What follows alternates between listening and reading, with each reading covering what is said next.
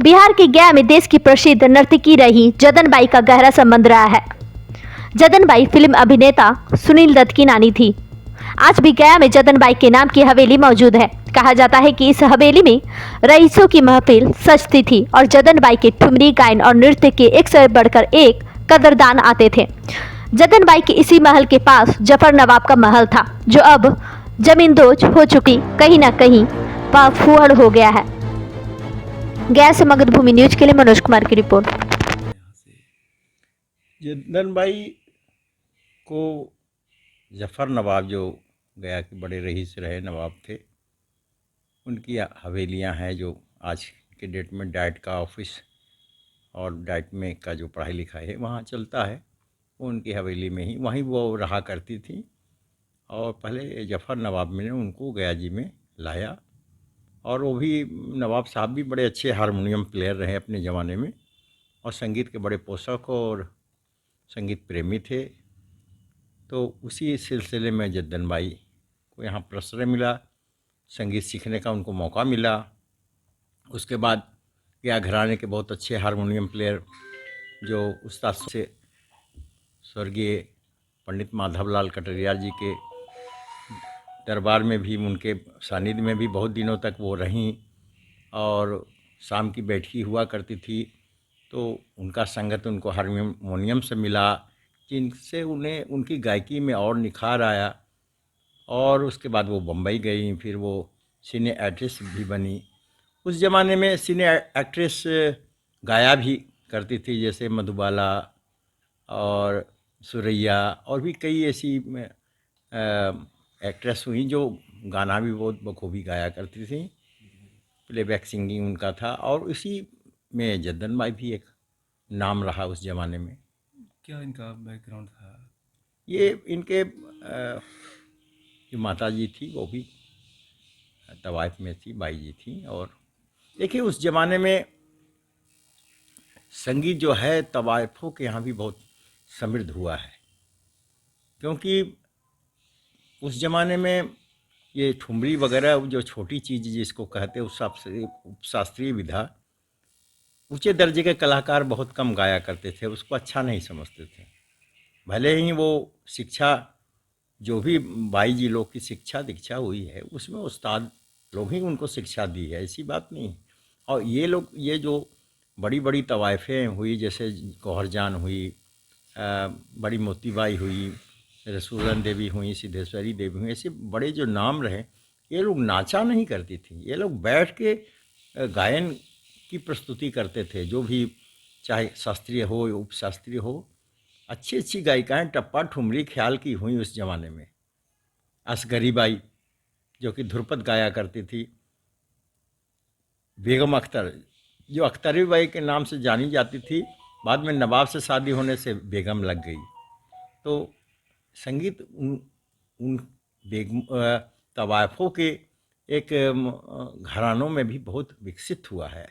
और केंद्र जो रहा है जदन बाई की सफलता का, हाँ, गया केंद्र रहा ना। गया में तो 4-4, 5-5, 6-6 महीना रहती थी, और यहाँ के संगीत बैठकियों में रोज़ वो बैठा करती थी।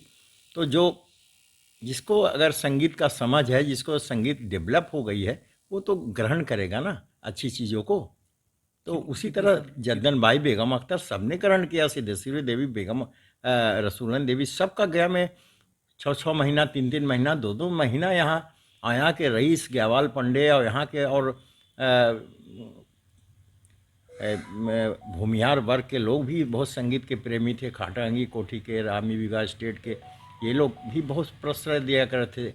एक ज़माने में सनिचरा क्लब उमेश्वर देव नारायण सिंह चलाया करते थे, शनिवार के शनिवार किरण सिनेमा के पास। वो सब प्रॉपर्टी किरण सिनेमा उसके बगल वाली सब उन्हीं की थी, उस दोनों भाइयों की। वहाँ उनका क्लब चलता था शनिवार के।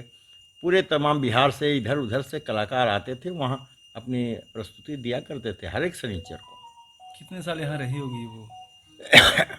देखिए अब यहाँ कितने साल रही इसका तो कोई बहुत, क्योंकि ये तो करीब 125-150 साल पहले की बात है। तो एक तो हमको तो लगता है कई सालों तक आती जाती रही हैं, एग्जैक्ट बता पाना तो मुश्किल है। मगर कई सालों तक उनका आना जाना गया मेरा। मतलब कोलकाता और मुंबई हाँ हाँ, से ज़्यादा गया से उनका लगाव। शुरुआत में तो गया से लगाव रहा, जब भाई वो बड़ी एक्ट्रेस हो गई तो फिर गया आना जाना उनका कम गया। अभिनेत्री होगी, गायकी हो गई तो हाँ, कम हो गया। परिचय बता दीजिए। मैं पंडित राजेंद्र सुजवार, शास्त्रीय उपशास्त्रीय गायक, गया घराना। ये जद्दन बाई का महल है, क्या इसके बारे में? ये डाइट संलग्न डाइट का जिला शिक्षा प्रशिक्षण संस्थान के कैंपस है। और यहाँ पर जो है सो जो खंडहर है वह जफरुद्दीन नवाब, जैसा लोग कहते थे मेरे आने के बाद लोग कहते थे, उसी आधार पर हम बता रहे हैं कि जो जद्दन बाई का ये महल था, जफरुद्दीन नवाब जफरुद्दीन का। तो यहाँ पर मुजरा वगैरह होता था और फिर राजा का महल आगे था जहाँ पर दरबार लगता था, और पीछे में रानी का महल था। बीच में एक रास्ता था जो कि अपने आप खुलता था, बंद होता था। तो अब वो एकदम खंडहर हो चुका है। सरकार को चाहिए कि इस धरोहर को, ऐतिहासिक धरोहर को संरक्षित रखे। इसका जो जीर्ण शीर्ण अवस्था में है उसका मरम्मती वगैरह करवाएं। और ये बिहार का एक बहुत अच्छा दर्शनीय स्थान है। ये नरगिस की माँ थी जद्दन हाँ बाई। हाँ, जद्दन बाई नरगिस की माँ थी। उनका, हाँ, नरगिस फिल्म हीरोइन जो है सो, और उनका बेटा संजय दत्त है। ये शादी यहीं की थी? हाँ क्या शादी की थी? हाँ, जफरुद्दीन से सुने थे कि शादी की थी। यही महल उनको मिला था? ये महल मिला था नहीं, बहुत सारा इनका महल है, लेकिन उसमें एक ये भी है जद्दन बाई का महल हाँ के नाम हाँ से। हाँ। इसकी देख रेख नरगिस करते हैं। अब हमने नरगिस, अब देख रहे भी कोई नहीं कर रहा है इसका। हम्म। अब सरकार को चाहिए कि ये सरकार का धरोहर हो गया, इसका देखभाल सरकार को करना चाहिए। कला के क्षेत्र में काफ़ी नामचीन थी। बहुत नामचीन थी कला के क्षेत्र में, इसलिए यहाँ पर जो है सो मतलब कि बहुत अच्छा ये खंडहर है। इसको सुरक्षित रखना चाहिए, संरक्षित रखना चाहिए, इसका देख रेख करना चाहिए। राजा रजवाड़े यहाँ कला का सम्मान करने यहाँ हाँ आते थे। हाँ, सुने हैं कि पहले उस समय जिस समय दरबार लगता था उस समय दूर दूर से राजा रजवाड़े लोग आते थे, दरबार लगता था। यहाँ अब जो खंडहर है हाँ। वहाँ मन्नत भी कुछ पूरा करने लोग आते हैं। हाँ, मन्नत भी पूरा होता है खंडहर में। मतलब जद्दन बाई की। हाँ हाँ, कोई तरह का घटना नहीं होता है। और मतलब कि यहाँ पर खंडहर के अंदर रात में भी चल जाए, आवाज़ तो आती है, कुछ अभी भी आवाज़ आती है कुछ उधर, लेकिन वैसा कोई प्रॉब्लम नहीं होता है। नहीं, भूत प्रेत का आवाज़ तरह तक आता है, लेकिन वैसा भी नहीं है। ना, वैसा कुछ नहीं है। लेकिन लोग यहाँ मन्नत भी मांगते हैं। देख रहे हैं जो कि अभी एक खंडहर का रूप ले चुका है। ये एक बहुत ही प्रसिद्ध, समझ जाइए कि ये जद्दन बाई एक नर्तकी थी और एक बहुत ही प्रसिद्ध संगीतकार थी, जिनका ये महल था और ये अभी खंडहर का रूप ले चुका है। और एक सुप्रसिद्ध अभिनेत्री नरगिस दत्त की वो माँ हुआ करती थी और संजय दत्त की वो नानी थी। और टिकारी महाराज से भी बहुत सारे लोग उनका यहाँ कार्यक्रम नृत्य का, संगीत का देखने के लिए आया करते थे। अभी ये फ़िलहाल खंडहर का रूप ले चुका है। अगर सरकार इस पर थोड़ा सा भी ध्यान दे तो ये एक बहुत ही सुंदर रूप ले सकता है, क्योंकि अभी भी बहुत से लोग यहाँ पर आकर के घूमने के लिए, फ़ोटो खिंचवाने के लिए लोग आते हैं और इसका दर्शन करते हैं। तो ये इसके लिए फेमस था। तो काफ़ी नामी ये बिल्कुल बहुत नामी था और जद्दन गया बाई का का। एक फेमस जगह था ये, जहाँ पे लोग आते थे, जद्दन बाई का। जी नर्तकी के क्षेत्र, नृत्य कला के क्षेत्र में। हाँ, नृत्य कला, एक तरह से ये संगीत के क्षेत्र में, नृत्य कला में बहुत ही प्रसिद्ध कलाकार थी और उनका ही ये महल था, ये हवेली था। ठुमरी गायिका थी वो। जी जी सर। ये तो महल हम तो यह जान रहे हैं, आए थे जब से शुरू से, कि संजय दत्त के नरगिस के नानी के उनका मकान है, महल है जद्दन बाई का। जद्दन बाई का। और ओकर अलावा तो फिर हम अब नहीं कह सकते हैं कि किनका मकान है। तो क्या सुने इसके बारे में? क्या एकरा बारे में तो अब हम कुछ नहीं सुने। एकरा में का तो पहले मोजड़ा उजड़ा यह सब होते रहता था, यह सब होता था। नृत्य गाना होता था। हाँ, नृत्य गाना होता था। एकरा में पहले क्लास भी चलता था। हमने ये क्लास वाला रूम था, आगे था से हॉस्टल था, यह सब तो था।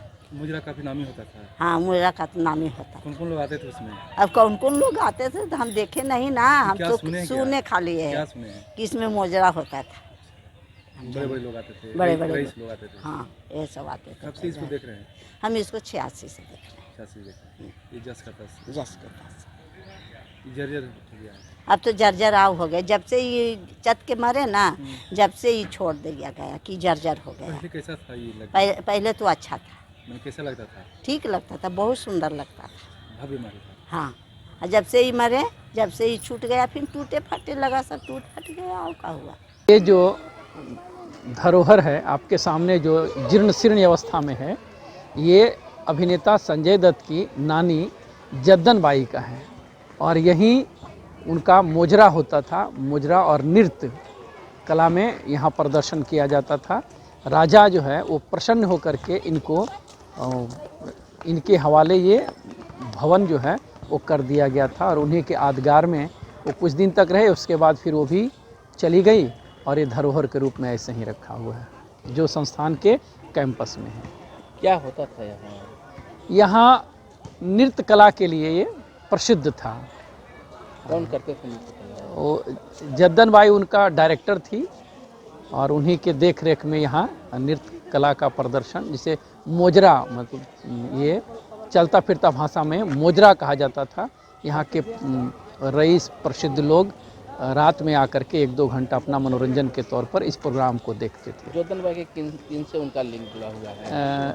नरगिस की माँ थी। कहा जाता है कि आज भी इस महल में पायल और घुंघरू की आवाज़ आती है। ये तो ऐसा तो हम लोग तो कभी अनुभव नहीं किए, लोगों का यही कहना है कि आज भी ये महल का वही यादगार के रूप में यही देखा जाता है और सब लोग यही कहते हैं कि अंदर घुसने पर ही महसूस होता है कि आज वो लगती है कि जीवंत उदाहरण के रूप में ये है। अभी क्या स्थिति महल की है? अब तो महल की स्थिति तो बहुत जीर्ण शीर्ण है और हमारे एसीएस महोदय इनको हटाने का भी आदेश दे दिए थे ताकि इसमें प्रशिक्षण संबंधी प्रोग्राम दिया जा सके। चूँकि ये प्रशिक्षण के लिए तो यहाँ पर उचित नहीं है और ये गिरने का भी डर है। अब ये इस अवस्था में है कि कभी भी गिर सकता है। उधर से देखिए ना, वो स्पष्ट पता चलता है कि दरारें पड़ गई है और बच्चे यहाँ रहते हैं तो कभी भी खतरा हो सकता कितना है। पुराना ये लमसम है? ये महल जो सर, जैसे में हमको सुनने में आया, हम कंफर्म नहीं है, इसके बारे में ये माना जाता है कि जो संजय दत्त के जो फादर सुनील दत्त थे, उनकी जो वाइफ हुई वो बिहार से ही थी। उनके फादर का ये निवास स्थान था। अब ये फादर का उनका निवास स्थान था, तो यहाँ पे जब इंटर रिलीजन से शादी हुई तो शायद ऐसा सुनने में आया, जैसे हमको बताया गया है, जैसे हम सुने उसमें ये बताया गया कि जब इंटर रिलीजन में शादी जब करके वो चले गए, शिफ्ट कर गए दूसरे जगह, तो फिर उनको ये जो था, जब वो चले गए तो ये गवर्नमेंट को डोनेट करके चले गए, बिहार गवर्नमेंट को। तो बिहार गवर्नमेंट ने इसको पूरा अच्छे से ट्रेनिंग में बनाया, जैसे डेली ट्रेनिंग होती है यहाँ पे, प्राइमरी स्कूल्स में कन्वर्ट कर दिया। जैसे हम लोग भी आए एज ए ट्रेनिंग, तो हम लोग को भी यहाँ ट्रेनिंग दिया जाता है। तो आज ये गवर्नमेंट इस पर देख रेख कर रही है, गवर्नमेंट के अंदर ही सारा चीज़ को चलाया जा रहा है। बाकी अब ये जो है, जो बचा हुआ है, जो जर्जर है, ये पूरी तरीके से डैमेजेस हो चुके हैं क्योंकि इसमें रहता नहीं, पेड़ पौधे भी पूरा निकल चुके हैं इसमें।